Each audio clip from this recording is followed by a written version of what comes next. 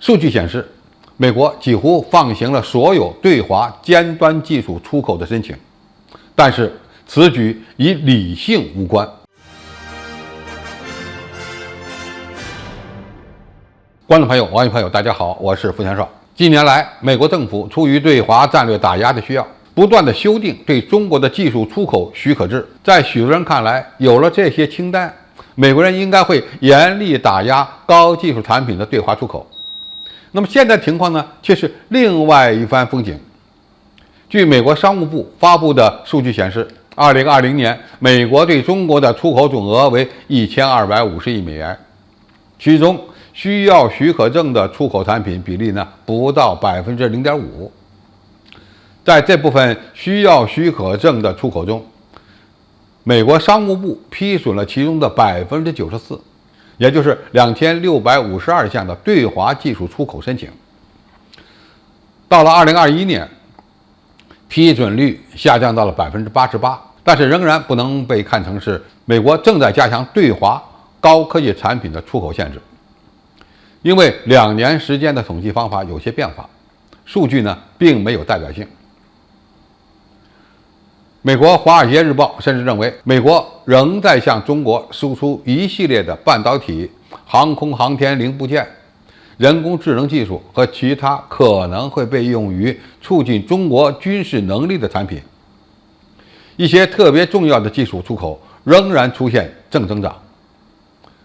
对于这一奇葩现象，美国强硬派认为，美国商务部的官员在审查时将美国的商业利益置于国家安全利益之上，认为呢有必要紧急修改监管制度，以应对来自北京方面的威胁。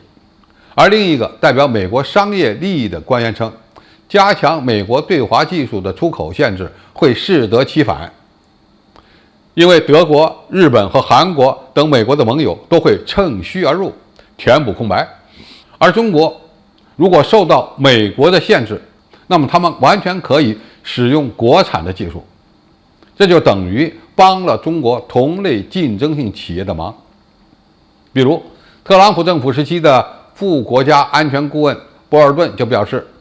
美国商务部工业安全局以保护美国国家安全为使命，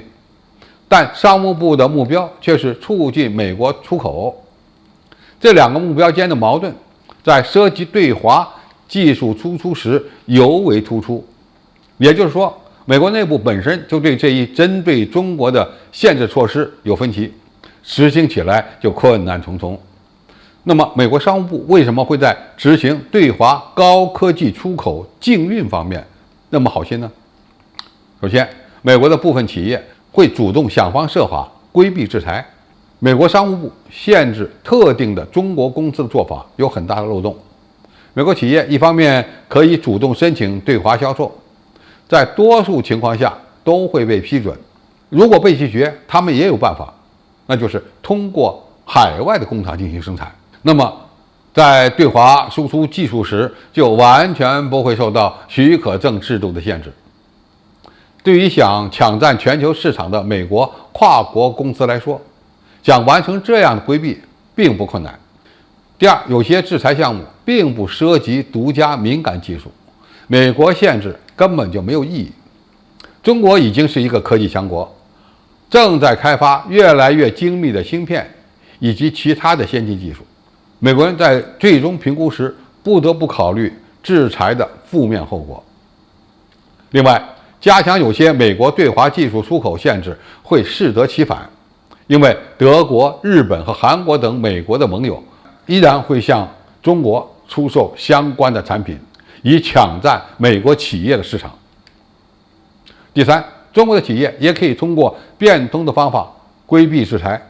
总部位于华盛顿特区的研究和数据分析机构卡隆表示，该机构已经发现成千上万家可能符合美国军事终端用户出口限制标准的中国实体，但商务部目前的名单上只有大约70家，也就是说，中国企业想钻空子也是有可能实现的。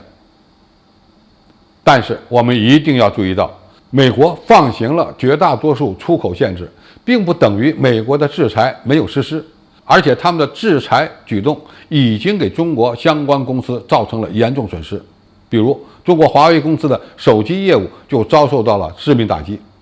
这可是血淋淋的教训。总体来看，美国不断增加对华尖端技术清单，就等于掌握了随时掐断中企发展机会的命门，何时动手，在一念之间。美国政府虽然通过了绝大多数对华产品出口审核，但是对中国的重点企业、重点行业的限制并没有取消，甚至以后还会进一步加码。如果我们因为美国商务部